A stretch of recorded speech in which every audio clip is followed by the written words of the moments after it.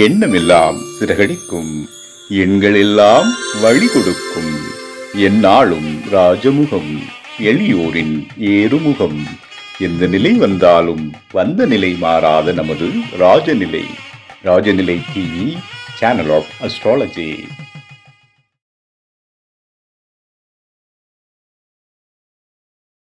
முருகன் கோவிலுக்கு பெயர் பெற்ற ஊர்களில் ஒன்று காளிப்பட்டி.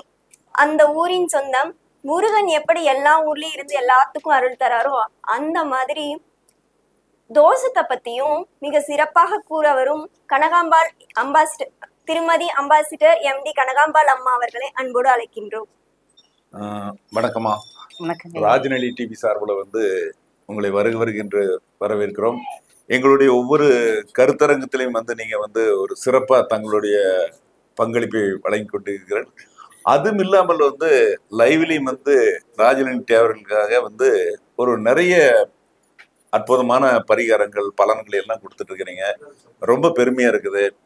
இப்ப இன்றைய நாள் நம்மளது ஒரு 4வது கருத்தரங்கம். நம்ம ஐயாவுடைய என்ன பண்ணார் அப்படின்னா, ஜோதிடர்களுக்காக போட்டப்பட்ட ஒரு கருத்தரங்கு அது.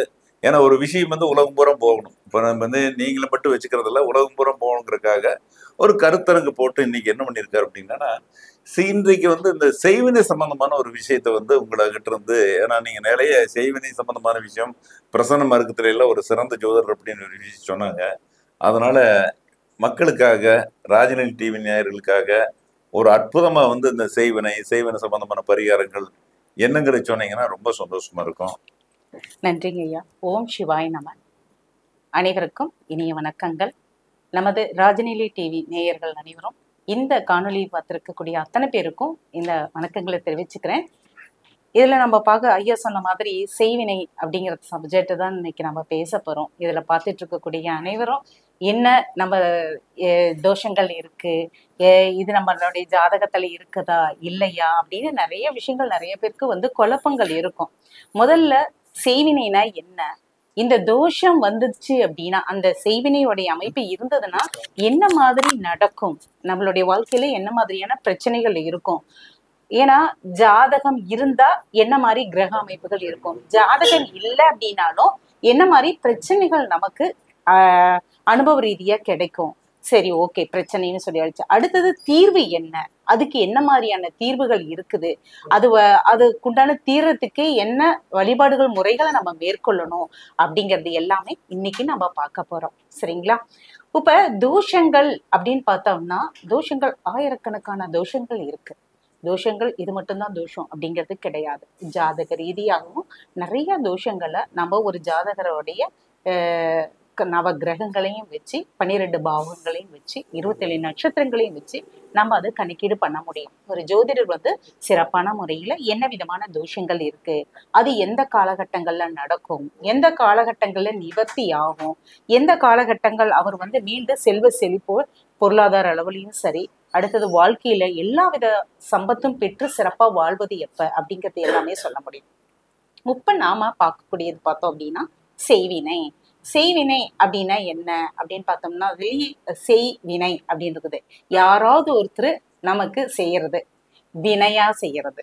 ஒரு வினயம் பண்ணிட்டான்ப்பா அப்படின்னு சொல்லுவாங்க இல்லைங்களா? அப்படின்னா வினயம்னா என்ன, ஒரு கெட்ட நிகழ்வு இல்லைங்களா?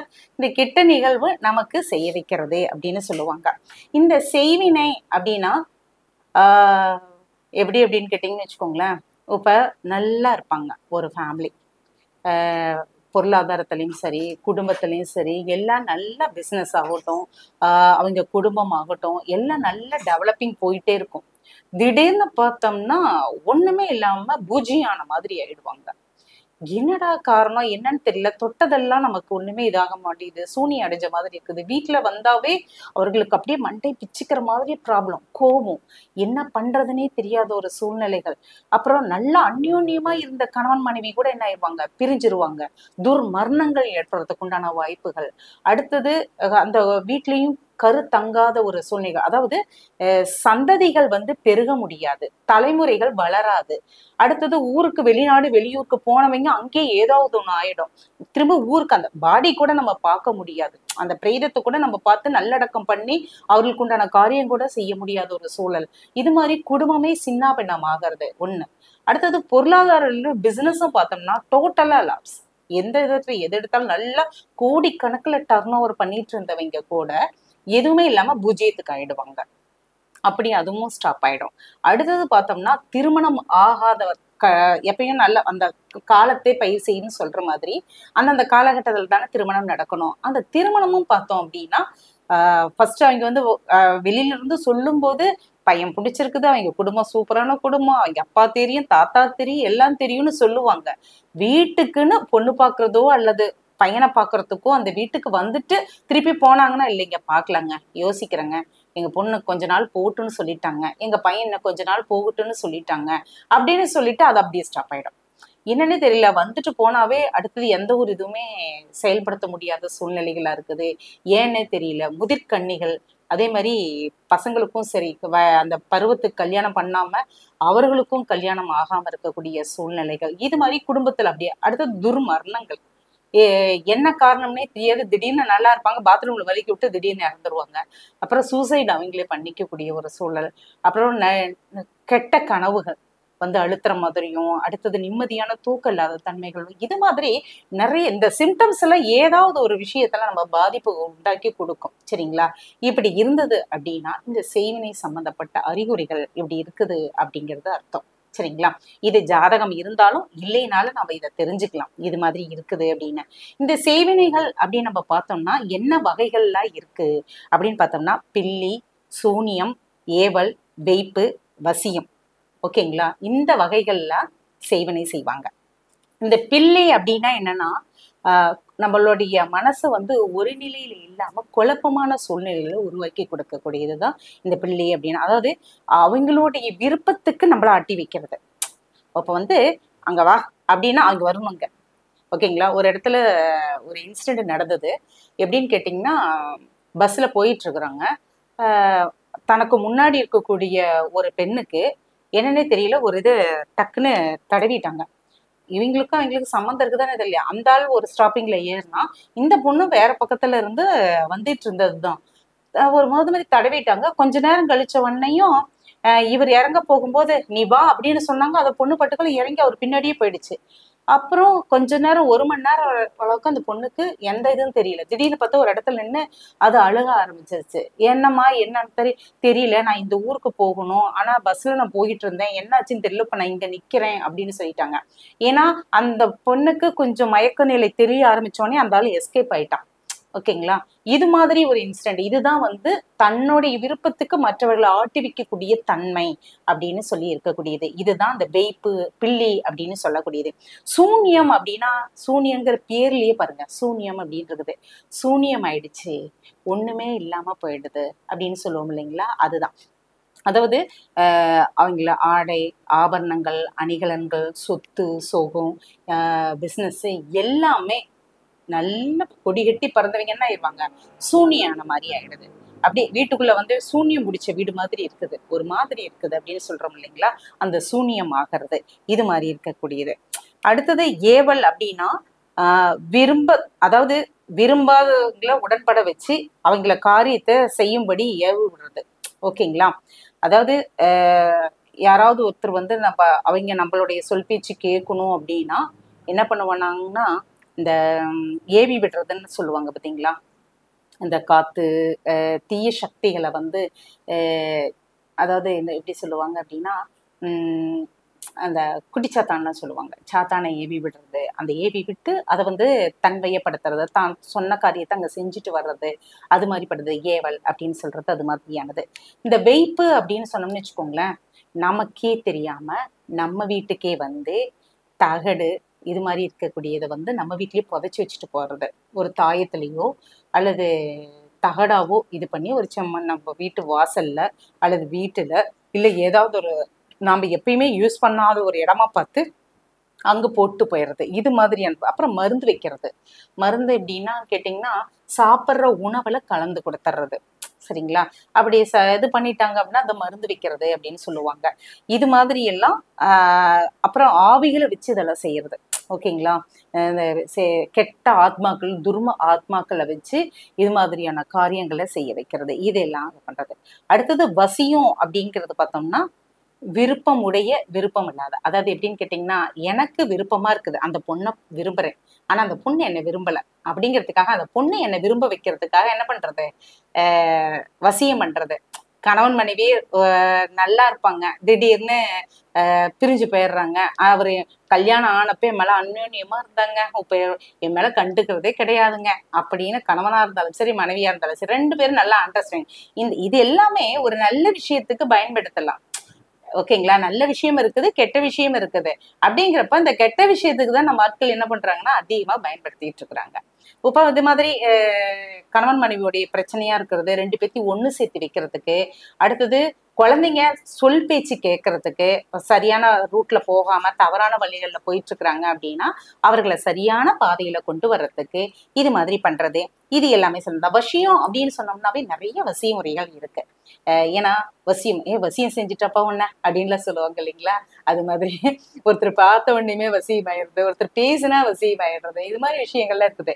இதுல பார்த்தோம்னா ராஜவசியம், லோகவசியம், சர்வவசியம், மிருக விஷயம். மிருகங்கள்லாம் அவங்க சொல் பேச்சு கேட்ட உடனேயும் எவ்வளவு பெரிய மிருகமா இருந்தாலும் சரி, பாம்பா இருந்தாலும் சரி, யானையா இருந்தாலும் சிங்கமா இருந்தாலும் சரி, அப்படியே காலடியில வந்து பதுசாப்படுத்திக்கணும். சித்தர்கள் எல்லாம் பாத்தீங்கன்னு வச்சுக்கோங்களேன், இந்த மிருக விஷயங்கள்லாம் அவங்களுக்கு நல்லா தெரியும். எந்த காட்டிலேயே தானே இருக்கிறாங்க சித்தர்கள். அப்படிங்கிறப்ப அந்த மிருகங்கள்ல எதுவுமே பண்றது கிடையாது. அவர்களுக்கு வந்து வாகனமா அமைஞ்சு அவர்கள் கூடவே இருக்கும். இதுதான் அதனுடைய பிளஸ். அப்புறம் ஆண் பெண் வசியம். கணவனா இருந்தா மனைவி, மனைவியா இருந்தா கணவன். அதே மாதிரி ஒரு பொண்ணு ஒரு பையன் விரும்புறாங்க அப்படின்னு சொன்னோம்னா அந்த இதுக்கு எனக்கு ரொம்ப பிடிச்சிருக்குதுங்க, நான் நல்லா பார்த்துப்பேங்க, ஆனா இந்த பொண்ணு என்னை புரிஞ்சுக்க மாட்டேங்குது, என்கிட்ட பேசினாவே போதும், நான் என்னை பத்தி எக்ஸ்பிளைன் பண்ணி புரிய வைப்பேன், ஆனா பேச மாட்டேங்குதுங்க அப்படின்னு சொல்லுவாங்க இல்லைங்களா? அது மாதிரி இருக்கிறது. அடுத்து தொழில் வசியம். தொழில் செய்யறது நல்லா மக்கள் வசியம் அதிகப்படுத்தி வியாபாரத்தை அதிகப்படுத்துறது, தன வசியம் பண்றது. தனம் வந்த பணம் ஒரு சிலது வியாபாரம் வரும், நல்ல ஜெகஜோதியா நடக்கும், ஆனா வர பணம் எப்படி போகுதுன்னே தெரியாது, செலவு கண்ணா பின்னான்னு ஆயிரும். இது தனவசியமும் இருக்குது. நான் வந்த பணமும் தங்குற மாதிரியான வசியமும் இருக்கு. அதே போல தொழில் வசியம். தொழில் நல்லா பிரம்மாண்டமா போறதுக்கு நல்ல சிறப்பா நல்ல ₹1 ஆரம்பிச்சது 1 கோடியில நல்லா டர்ன் ஓவர் ஆகுற மாதிரியானதும் பண்ண முடியறது மாதிரி அமைப்புகள் இருக்குது. இது எல்லாமே பார்த்தோம் அப்படின்னா இந்த வசிய முறைகள்ல அதான் சொன்னேன் இல்லைங்களா, ஒரு வசியம் அப்படின்னு சொன்னோம்னா அதை நல்லதுக்கும் பயன்படுத்தலாம், கெட்டதுக்கும் பயன்படுத்தலாம். இது மாதிரி இப்ப இந்த டாக்டர்ஸ் மனோ தத்துவ ரீதியா ஒரு டாக்டர் சொல்றாரு, மனோவிசயம் அப்படின்னு இருக்கு. நான் லண்டன்ல இருந்து இங்க இந்தியாவில இருக்கக்கூடிய ஒருத்தர் வந்து எனக்கு ஒரு 1/2 மட்டும், ஓகேங்களா, காதுகளை மட்டும் கொடுத்தா போதும், நான் அவர்களை மனோவிசயம் பண்ணிடுவேன் அப்படின்னு சொல்லுவாங்க. மனோதத்துவ நிபுணர்கள் எல்லாம் பார்த்தோம் அப்படின்னா நம்மளை வந்து இந்த நம்ம 5 வயசுல எப்படி இருந்தோம், 10 வயசுல எப்படி இருந்தோம், 20 வயசுல இருந்திருந்தோம், அப்ப என்ன இன்சிடென்ட் நடந்ததெல்லாம் நம்மள பிளாஷ்பேக் கூட்டிட்டு போய் நம்மள எல்லாம் அப்படியே அந்த நிகழ்வுல இருந்து நம்மளை மீட்டு கொண்டு வராங்க பாத்தீங்களா? அது மாதிரி இந்த மனோவசியம் அப்படிங்கிறது அவர்களுக்குள்ள அது கொண்டு போகக்கூடிய ஒரு தன்மை, அவர்கள் சொல் பேச்சு கேட்கக்கூடிய தன்மை, இது எல்லாமே உருவாக்கி கொடுக்கிறது இந்த மனோவசியம். ஓகேங்களா? இது மாதிரி இப்படி இந்த வசிய முறைகள்லாம் இருக்கு. இதுல நம்ம சொன்ன மாதிரி நல்ல விஷயங்கள் இருக்கு, கெட்ட விஷயங்கள் இருக்குது. இதை நல்ல விஷயங்களுக்கு நம்ம பயன்படுத்திக்கலாம். ஏன்னா ஒரு சில மூலிகைகள்னால நம்ம இது மாதிரியான வசிய முறைகள்லாம் செய்யக்கூடாது. மை வழியாவோ அல்லது மருந்துகள் தயாரிச்சோ இது மாதிரி எல்லாம் செய்யறாங்க. அடுத்த தகடுகள் மூலியமா என்ன பண்ணுவாங்க, அதுக்கு பூஜைகள் எல்லாம் பண்ணி செய்யக்கூடியது. அடுத்து நம்ம ஏற்கனவே சொன்ன மாதிரி துர் ஆத்மாக்கள், பிசாசு, குட்டிச்சாத்தான் இது மாதிரி இருக்கக்கூடியது செய்யறது, இது மாதிரி எல்லாம் பண்ணுவாங்க. இதுக்கு கிரக ரீதியா எப்படி ஜாதகத்துல எப்படி இருக்கும், என்ன மாதிரியான அமைப்புகள் இருக்கும் அப்படின்னா இதுக்கு முழுக்க முழுக்க காரணம் அப்படின்னு நம்ம பார்த்தோம்னா சந்திர பகவான் தான். ஏன்னா மனதுக்கரகன் இல்லையா, அவர் தான் என்ன பண்ணுவாரு, நம்ம மன வழியா தான் எல்லாத்தையும் ஈர்த்து கொண்டு போகக்கூடியதும். சந்திரன் கெட்டு போயிடுச்சு அப்படின்னா ஈஸியான அந்த இதெல்லாமே உருவாக்கி கொடுக்குறோம். அது மட்டும் இல்லாம பாதகாதிபதி, ஒரு ஜாதகத்துல பாதகாதிபதி, 6ஆம் அதிபதி, இது எல்லாமே லக்னாதிபதி 6, 8, 12 தொடர்பு பெற்றிருந்தாலோ சந்திரன், ராகு, புதன் இது மாதிரியானது பிளஸ் 6ஆம் அதிபதி பாதகாதிபதி இது எல்லாமே தொடர்பு ஏற்பட்டுச்சுனாலோ இந்த செய்வினை செய்யறதுக்கு உண்டான வாய்ப்புகளை உருவாக்கி கொடுக்கும். அவங்க ஜாதக அமைப்பு பிரகாரம் செய்வினைகள் அவங்க குடும்பத்துல இருக்குங்கிறத நம்ம கண்டுபிடிக்க முடியும். சரிங்களா? அது மட்டும் இல்லாம லக்னத்துக்கு சந்திரனுடைய இருக்கக்கூடிய லக்னத்துக்கு பார்த்தோம் அப்படின்னா 4, 8, 12 வீடுகள் நிக்கிறதும், லக்னத்துக்கு சந்திரன் வந்து 4, 8, 12லயும் சந்திரன் நீசம் அடைஞ்சு சனி பகவானோட சேர்ந்து நின்னாலோ அல்லது சந்திரன் ராகு காலபுருஷ தத்துவத்துக்கு 6, 8, 12ல நின்னாலோ ஆத்மகாரகனான சூரிய பகவான் கேது பிளஸ் சூரியனோட சேர்ந்திருந்து 6, 8, 12ல நின்னாலோ தேய்பிரை அஷ்டமியில பிறந்திருக்கக்கூடியவர்களாக இருந்தாலும் அடுத்தது சட்பலத்துல சந்திரனுடைய பலன் மிக குறைவாக இருந்தாலும் எங்களுக்கு என்ன பண்ணுவாங்க, இந்த பாதிப்புகள் எல்லாமே உருவாகும். இது வந்து பாத்தீங்கன்னா சந்திராஷ்டம காலகட்டங்கள் அவங்களுக்கு ரொம்ப தூக்கலா இருக்கும். நார்மலா சந்திராஷ்டமம் அப்படின்னாவே வாய் வார்த்தைகள்ல கொஞ்சம் கவனமா இருங்க அப்படின்னு நம்ம சொல்லுவோம். ஆனா வந்து என்ன ஆகும்னா இந்த சந்திராஷ்டம காலகட்டங்கள்ல இனம் புரியாத ஒரு பயம், கவலை, அப்படியே என்ன ஏன் இருக்கிறோங்கிற ஒரு அப்படியே டென்ஷன், காரணமே இல்லாத ஒரு டென்ஷன். டேய் ஒண்ணுமே சொல்லலா, ஏன்டா இப்படி இருக்கிற அப்படின்னா என்னன்னே தெரியல, எனக்கு இருக்கவே பிடிக்கல, ஏன்டா வாழ்றோன்னு இருக்குது, நான் எப்படி எல்லாம் இருந்தேன், எங்க குடும்பம் எப்படி இருந்தது, நான் ஏன் இப்படி இருக்கிறேன் அப்படிங்கிற மாதிரியானது ஒரு சூழல்கள். அப்புறம் அது மட்டும் இல்லாம இந்த 7.5 சனி, அர்த்தாஷ்டமச்சனி, அஷ்டமச்சனி இந்த காலகட்டங்கள் அப்படிங்கிறதும் அப்ப இதனுடைய பாதிப்புகள் அதிகமா. ஏன்னா இப்ப செய்வினை வச்சிடுறாங்க அப்படின்னா எந்த காலகட்டங்கள்ல பாதிக்கும் அப்படின்னு இருக்குது இல்லைங்களா? இது மாதிரி இருக்கக்கூடிய காலகட்டங்கள்ல அது பாதிக்கும்.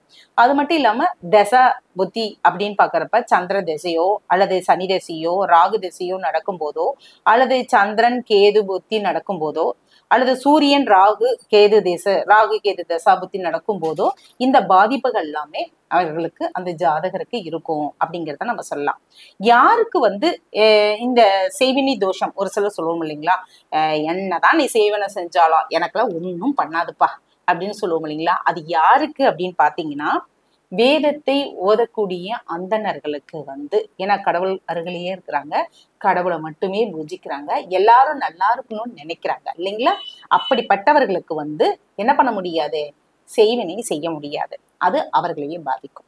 அடுத்தது குரு, ஒரு சொல்லி கொடுக்கக்கூடிய ஆசான், அவர்களுக்கு வந்து இந்த பாதிப்புகள். அதே மாதிரி ராகு கேதுவோடைய நட்சத்திரங்கள், இப்ப ராகுவோடைய நட்சத்திரம் என்னது, திருவாதிரை சதயம் சுவாதி இல்லைங்களா, அதே மாதிரி கேதுவோடைய நட்சத்திரம் அஸ்வினி மகம் மூலம். இந்த நட்சத்திரக்காரர்களுக்கும் லக்னத்திலேயே ராகு கேது இருக்கிறவர்களுக்கும் என்ன பண்ணது, இந்த செய்வினை தோஷம் வந்து பலிக்காது, முழுமையா வராது. ஓகேங்களா? அது மாதிரியானது. அடுத்தது தியானம் பண்றது, கடவுளை டெய்லியும் வந்து பிரார்த்தனை பண்ணி ஜபங்கள் மூலியமா வந்து செயல்படுறது.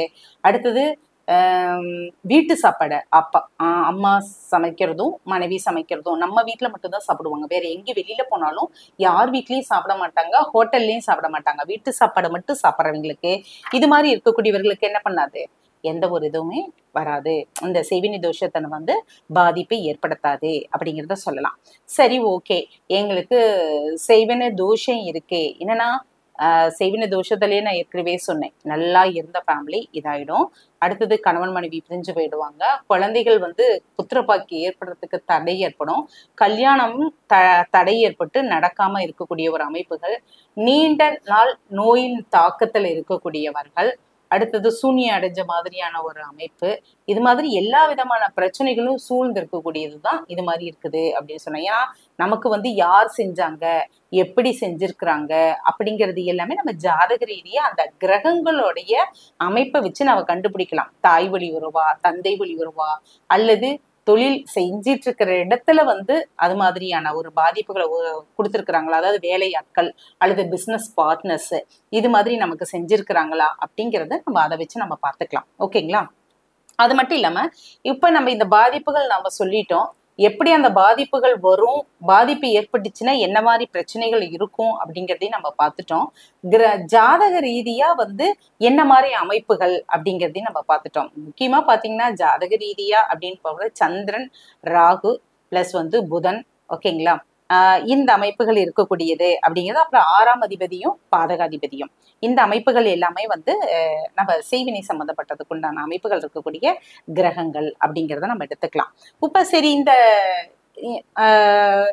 இப்படி செய்வினை வச்சாங்க, தெரிஞ்சிருச்சு இது மாதிரி வச்சிருக்கிறாங்கன்னு தெரிஞ்சது. நானே ஏதோ வீடு சுத்தம் பண்றப்ப பார்த்தேங்க. வீட்டுல பார்த்தா ஒரு இடத்துல மூலையில ஒரு தகடு கிடந்தது. அதை எடுத்து தூக்கி போட்டுட்டேன், குப்பையில தூக்கி போட்டுட்டேன். எனக்கு என்ன பண்றதுன்னு தெரியல. இப்ப நான் என்ன செய்யணும், ஏது பண்ணணும், எனக்கு எங்க வீட்டுல இனிமேல் நல்லது நடக்குமா, என்ன பண்ணணும் நாங்க அப்படின்னு இருக்கிறீங்க. ஒரு சிலருக்கு வந்து அது கண்டுபிடிக்க முடியாம இருக்கிற சூழ்நிலைகள் இருக்கும். ஓகேங்களா? இப்ப மருந்து எடுக்கிறதுன்னு ஒரு சில இடங்கள்ல எடுத்துட்டு இருக்கிறாங்க. அது மாதிரி இருக்கிற இடங்களை விசாரிச்சு மருந்து வச்சிருந்தாங்கன்னா அந்த மருந்தை நம்ம எடுத்துடலாம். சரிங்களா? இப்ப அந்த வீட்லயே நம்ம செய்வினை மந்திர தகடுகள் இது மாதிரி இருந்தது அப்படின்னு இருந்தாலோ இது மாதிரி இருக்கிறது இல்ல. ஏன்னா அந்த செய்வினை வச்சாவே வீட்டுல இருக்கிற குலதெய்வம் என்ன ஆயிரும், வீட்டை விட்டு வெளியில போயிடும். தெய்வத்தினுடைய முதல்ல உங்களுடைய குலதெய்வத்தை கட்டி போட்டுட்டு தான் இந்த செய்வினையே செய்வாங்க. அதனாலதான் நம்ம யாருக்கிட்டையும் என்ன பண்ணக்கூடாது, குலதெய்வத்தினுடைய பேரை சொல்லக்கூடாது. குலதெய்வத்தினுடைய பேரை சொல்லிட்டோம் அப்படின்னா குலதெய்வத்தை தான் முதல்ல அந்த இடத்துல ஆஃப் பண்ணுவாங்க. ஏன்னா நம்ம குலத்தை காக்கக்கூடியவர் இல்லையா, அந்த குலதெய்வத்தினுடைய அனுமதி இல்லாம எந்த வேலையும் செய்ய முடியாது. அப்படிங்கிறதுனால குலதெய்வத்தை கட்டு போட்டுட்டு தான் அடுத்த இந்த செய்வீகம் மாந்திரிக சம்மந்தப்பட்டதெல்லாம் பண்ணுவாங்க. இந்த மாந்திரிகமே பாத்தீங்க அப்படின்னா நம்ம தமிழ்நாட்டை விட கேரளா சைடும் வடநாட்டு பக்கமும் அதிகமா செய்வாங்க. ஓகேங்களா? நிறைய அந்த அதுக்குன்னே ஒரு சில பிளாக் மேஜிக் பண்ணக்கூடிய ஒரு இடங்கள்லாம் இருக்கு. அந்த இடத்துக்கு போயிட்டாங்க அப்படின்னா அங்கதான் வந்து ஃபுல்லா அப்படியே உருக்குளிஞ்சு போகிற அளவுக்கு பண்ணக்கூடிய அமைப்புகள்லாம் வச்சிருக்கிறாங்க. ஆனா செலவுகள் ஒரு பக்கம் மானாவரியா போகும். ஆனா ஆள் இறக்குற இடமே தெரியாத அளவுக்கு உருகுளிச்சு பண்ற அளவுக்குலாம் செஞ்சிருவாங்க.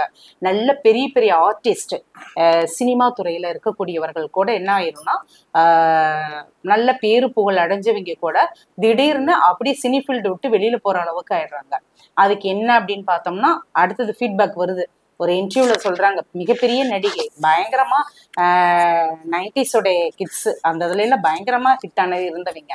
அடுத்து சொன்னாங்க, இது மாதிரி நான் நல்ல படங்கள் நிறைய பண்ணிட்டு இருந்தேன், எனக்கு இது மாதிரி ஒருத்தர் வந்து செய்வினை செஞ்சுட்டாங்க, டோட்டலா இனிமேல் என்னை காப்பாற்றவே முடியாதுங்கிற அளவுக்கு போயிடுச்சு. அப்படின்ற இந்த சூழ்நிலைகள்ல திருப்பி அதுல இருந்து நான் மீண்டு திருப்பி இப்ப நான் இருக்கிறதே இன்னைக்கு பெரிய விஷயம் அப்படின்னு சொல்லியிருக்கிறாங்க. இதை எப்படி கண்டுபிடிச்சு வந்தாங்க பார்த்தீங்களா? அதுதான் அந்த இடத்துல ஒரு பெரிய பிளஸ். காடுடைய கிரேஸ் அந்த இடத்துல தான் நமக்கு அதிகமா இருக்கு. இல்லை அப்படின்னா நம்ம மீண்டே வர முடியாது. ஏன்னா ஒரு கெட்ட சக்தி அப்படிங்கிறப்ப கெட்ட சக்தியிலிருந்து நம்மளை காப்பாத்துறது அப்படிங்கிறது குலதெய்வம் தான். அந்த குலதெய்வத்தையும் அந்த இடத்துல ஆஃப் பண்றாங்க அப்படின்னா என்ன பண்ண முடியும் சொல்லுங்க பார்க்கலாம்? எதுவுமே பண்ண முடியாது.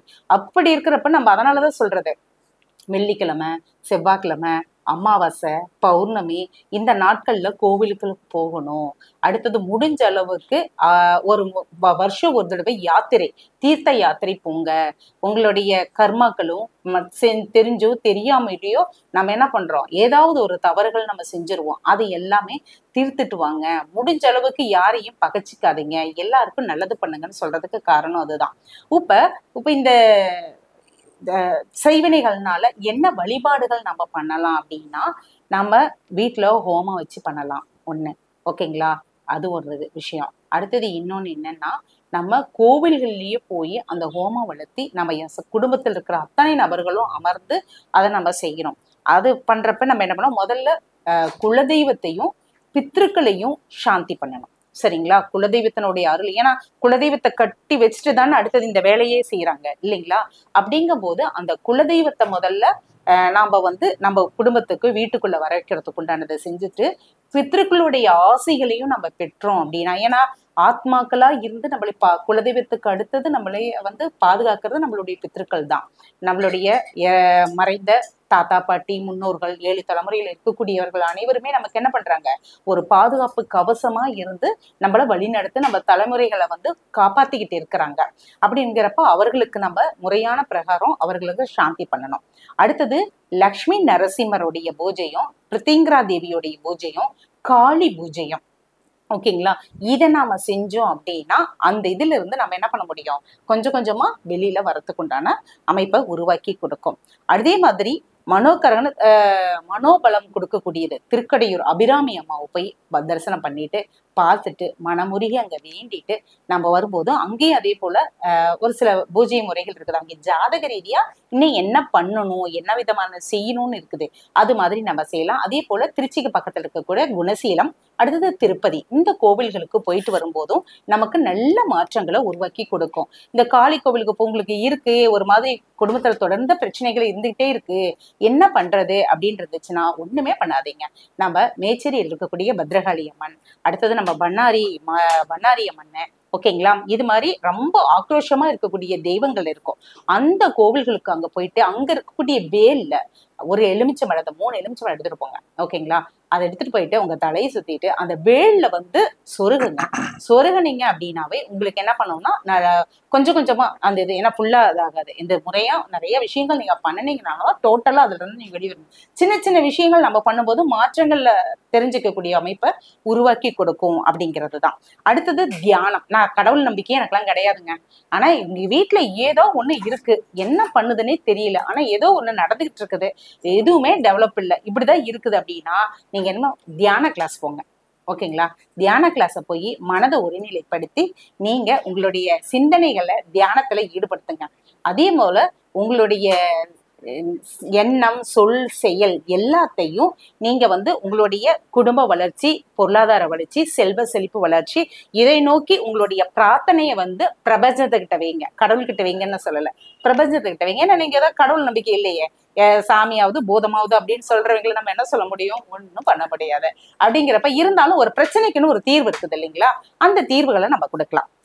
அதே போல சந்திரனுடைய அதிதேவதை அம்பாள், ஓகேங்களா.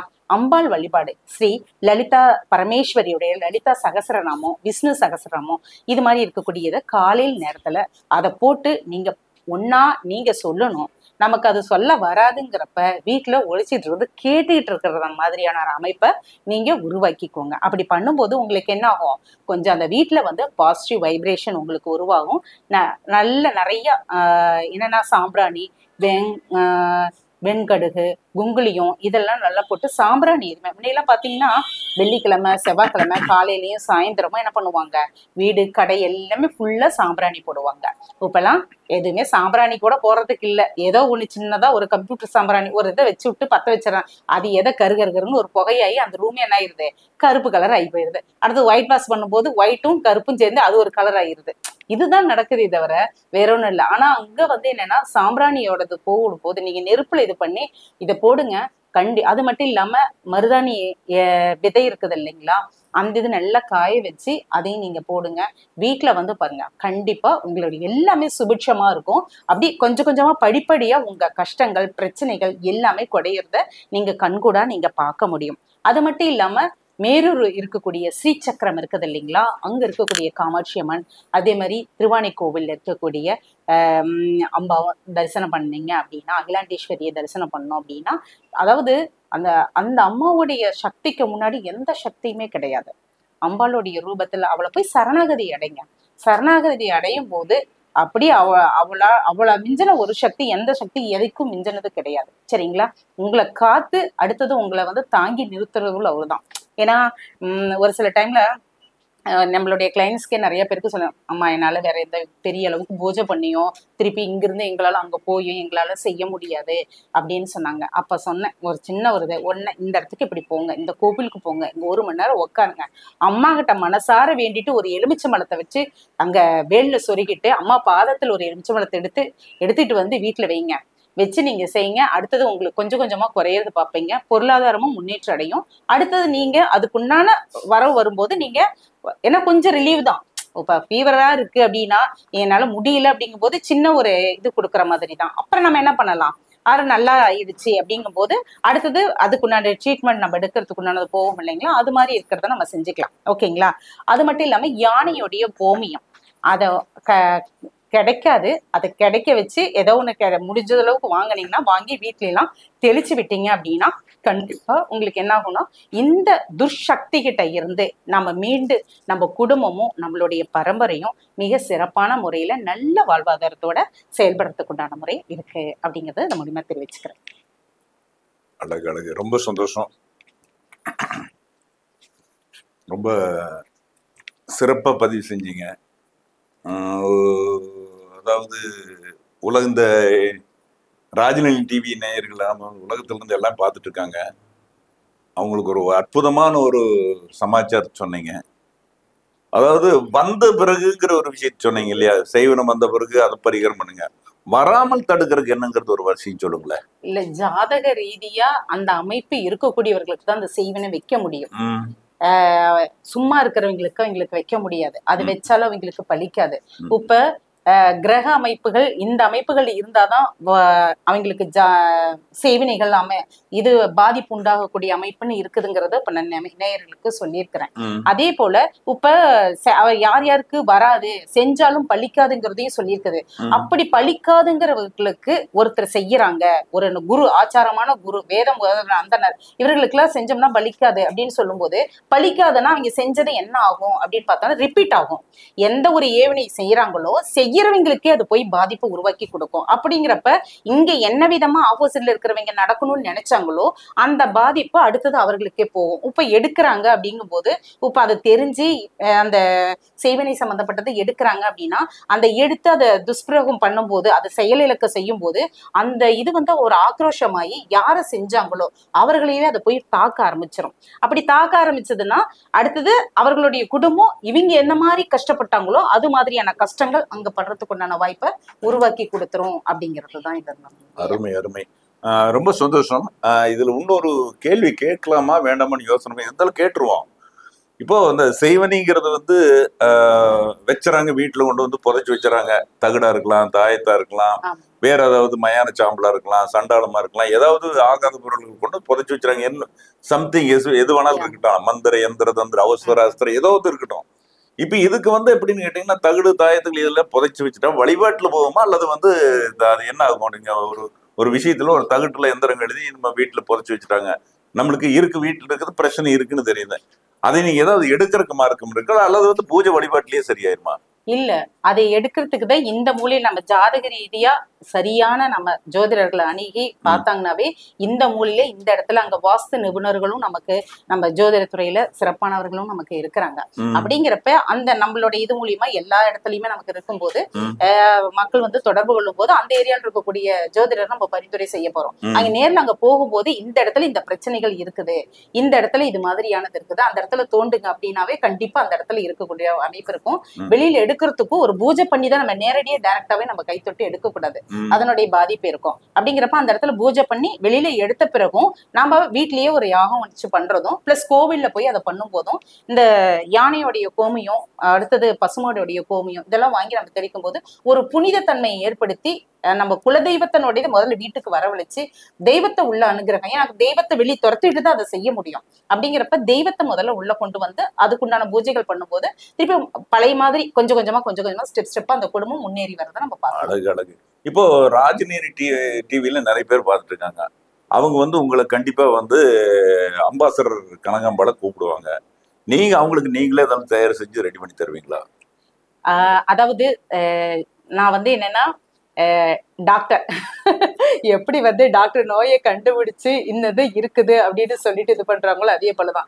ஏன்னா இப்ப ஐயாவே நிறைய தகடுகள் சம்பந்தப்பட்டதும் தொழில் வளர்ச்சிக்கு அடுத்தது அவர்களுக்கு என்ன ப்ராப்ளம் இருக்குதுங்கிறத நீங்களே நிறைய விஷயங்கள் நீங்க சொல்லிட்டேன். நான் என்ன பண்ணுவேன் அப்படின்னா இதை கண்டுபிடிச்சு அதுக்குண்டான ஸ்பெஷலிஸ்ட் ஐயா கிட்டது இது மாதிரி இருக்கக்கூடிய விஷயங்கள் இது பண்ணி அந்த குடும்பத்தை சேவ் பண்றதுக்கு உண்டான வழிமுறைகளை வழிகாட்டியா இருப்பேன். நான் தகடுகள் செஞ்சு கொடுக்கறதோ அல்லது தாயத்துகள் பண்ணி கொடுக்கறதோ நான் ஹோமம் வளர்த்தி செய்யறதோ அது நான் பண்ண. ஆனா என்னென்ன பண்ணணும், எப்படி பண்ணணும், இதை நீ யார அணுகலாம்? ஏன்னா நிறைய பேர் மேடம் நான் லட்சக்கணக்குல செலவு பண்ணிட்டேன் இந்த செய்வனை இருக்குதுன்னு சொல்லிட்டு அங்க போயிட்டு நான் இதெல்லாம் பண்ண, ஆனா எங்களுக்கு ஒரு விடிவுங்கிறது இல்ல, நிறைய பிரச்சனையிலே தான் இன்னும் இருந்துகிட்டு இருக்கிறேன். ஏன்னா சரியான நபர்கிட்ட அவங்க போகிறது இல்லை, இது மாதிரியானது ஆயிடுறாங்க. அப்படிங்கிறப்ப நம்ம அவங்களுக்கு சரியான நபர் அடையாளம் காமிச்சு இதை நீ பண்ணுப்பா அப்படிங்கிறத நம்ம சொன்னோம்னா சரியான குருவை வழிகாட்டுவேன் அப்படிங்கறத ஒரு சுருக்கமா சொல்லலாம். அழகு.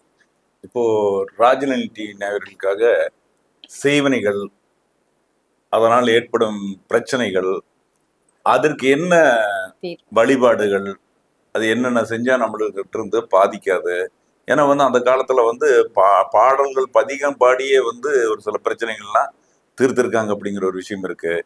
ஸோ என்னன்னா இந்த காலத்துல அது மாதிரி விஷயங்கள் உண்டு, எல்லாமே உண்டு. இப்ப எல்லாம் ஒரு ஒரு நிறுவனங்கள் எல்லாம் கூட்டம் வர்றதுக்கும் மாந்திரிகம் செய்யறார்கள், அதே மாதிரி தொழிலை முடக்கிறதுக்கும் செய்வன சம்பந்தமான விஷயங்கள் பண்றாங்க. இன்னொரு விஷயங்க ஐயா, இப்ப என்னன்னு பாத்தீங்கன்னா ஒரு ஊர்ல ஒரு கோவில் ஒண்ணு இருக்கு. அந்த கோவில் வந்து கேஸ்ட் ப்ராப்ளத்தினால 2 கேஸ்ட்காரங்களும் இந்த கோயில் எங்களுக்கு தான் சொந்தம்னு சொல்லிட்டு ஆர்கியூ பண்ணிட்டு என்ன பண்ணிடுறாங்கன்னா, இந்த கோவில்ல வந்து எந்த பூஜையும் நடக்கக்கூடாது அப்படின்னு கோவிலுக்கு சாமிக்கே செய்வனை பண்ணி அந்த இடத்துல எதுவுமே நடத்தாத மாதிரி செஞ்சு வச்சிடுறாங்க. அப்புறம் திரும்பவும் இது மாதிரி நம்ம பெரிய பண்டிட்களா வர வச்சு அந்த இடத்துல வந்து பூஜைகள்லாம் பார்த்து நம்ம தேவ பிரசன்னத்தின் மூலியமா சாமிக்கு இது மாதிரி ஒரு கட்டு இது பண்ணியிருக்குது, இந்த இடத்துல இது மாதிரி செஞ்சிருக்கிறாங்கன்னு சொல்லிட்டு சாமி அடுத்து அதுல இருந்து விடுவிச்சு அப்புறம் கும்பாபிஷேகம் எல்லாம் பண்ணி திருப்பியும் அந்த இதுல சமாதானப்படுத்தி அவங்களுக்கு ஒரு வசியம், அந்த மக்கள் எல்லாம் ஒண்ணு சேர்ந்து அந்த விழா எடுத்து நடத்தணுங்கிறதுக்குண்டான வசியம் பண்ணி அடுத்தது ஒண்ணு சேர்த்து பண்றதுக்குண்டான நிகழ்வும் கண்கூட நானும் பார்த்திருக்கிறேன். அது மாதிரி இருக்குது. ஏன்னா உங்களுடைய அனுபவம் உங்களுக்கு தெரியும் அது மாதிரி இருக்கக்கூடிய விஷயங்கள் அப்படிங்கிறது. அதனால நீங்க வந்து ஒரு செய்வன சம்பந்தமான சிறப்பான ஒரு கருத்துக்களை பதிவு செஞ்சுட்டு இருக்கீங்க. அது உங்ககிட்ட, ஏன்னா அது சம்பந்தமா யாரு எது செய்யறாங்களோ அதுல ஸ்பெஷலிஸ்டா இருப்பாங்க. எந்த தொழில், இப்ப டாக்டர்னா டாக்டர் ஸ்பெஷலிஸ்ட் இருப்பாங்க. இப்ப இந்த டாக்டர் வந்து ஜோதிடம் இதுல எல்லாம் ஸ்பெஷலிஸ்டா இருக்காங்க. நம்ம கேட்டு தெரிஞ்சுக்கலாம்னு கேட்டுக்கிறது. ஒரு விஷயத்தை தெரிஞ்சுன்னா நமக்கு தெளிவா ஒரு விஷயம் இருக்கும். யாராவது சப்போஸ் வந்து பாதிக்கப்பட்டிருக்காங்கன்னு வச்சுங்களேன், கூப்பிட்டு ஃபோன் நம்பர் கூப்பிட்டு பேச சொல்லிடலாம், இப்படி இருக்காங்க, சோ இந்த ஊர்ல இருக்காங்க, அவங்ககிட்ட தொடர்பு கொள்ளுங்க, உங்களோட பிரச்சனைக்கெல்லாம் தீர்வு பண்ணுவாங்க அப்படின்னு சொல்லிடலாம். இது நாம சொல்ல வேண்டியது இல்லை. ஏறக்குறைய இதுல ஏறக்குறைய ஆயிரக்கணக்கில் எல்லாம் நிறைய பேர் பார்ப்பாங்க, ஆயிரக்கணக்கில். ஏன்னா இப்ப நிறைய 90,000 பேர் வியூவர் இருக்காங்க அப்படிங்கிறாங்க. அத்தனை பேரும் பார்த்துருப்பாங்க. அவங்களோட கிரகநிலைகளை வந்து கேட்டு தெரிஞ்சுக்கலாம். அதே போல வந்து இந்த ராஜநிலை டிவி வந்து ஒரு அற்புதமா வந்து பலவிதமான ஜோதிட சம்பந்தமான விஷயங்களை வந்து வெளிக்கொணர்ந்து ஒவ்வொரு சிறந்த ஜோதிடர்களையும் வெளிக்கொணர்ந்து கொண்டு வந்துட்டு இருக்கிறோம். ஜாமக்குள் சம்பந்தமா சொல்றோம், பிரசன்ன சம்பந்தமா சொல்றோம். இன்னைக்கெல்லாம் நிறைய பேர் ஒவ்வொருத்தரும் பேசுறாங்க. இன்னைக்கு பேசக்கூடியவங்களை எல்லாமே வித்தியாசமான தலைப்புல தான் பேசுறாங்க. ஸோ வந்து எல்லா பங்களிப்பும் யாருக்கு கிடைக்கணும் அப்படின்னா ராஜநிலை டிவி நேயருக்கு கிடைக்கணும் அப்படிங்கிறதுக்காக உயர்திரு ராஜநிலை ஆசான் வந்து ராஜசேகர் அவர்கள் வந்து கருணை செய்து இந்த உலகத்தில் இருக்கிற எல்லாத்துக்குமே ஒரு நன்மை நடக்கணும் அப்படிங்கிறதுக்காக வந்து ஒரு நிகழ்ச்சி நடத்தியிருக்காரு. அந்த நிகழ்ச்சியில வந்து தங்களை அற்புதமான பங்களிப்பை வழங்கினதுக்காக உங்களுக்கு நன்றியும் வணக்கத்தையும் சொல்லி ரொம்ப பெருமைப்படுகிறேன். நன்றி, வணக்கம். சாதகருக்கு சாதகமான பலன்கள் இறையருளால் எல்லாருக்கும் கிடைக்கட்டும்னு சொல்லி குருவின் அருள் திருவருள் பெற்று அனைவரும் சக்கியத்தோட வாழ வாழ்த்துக்கள். நன்றி, வணக்கம்.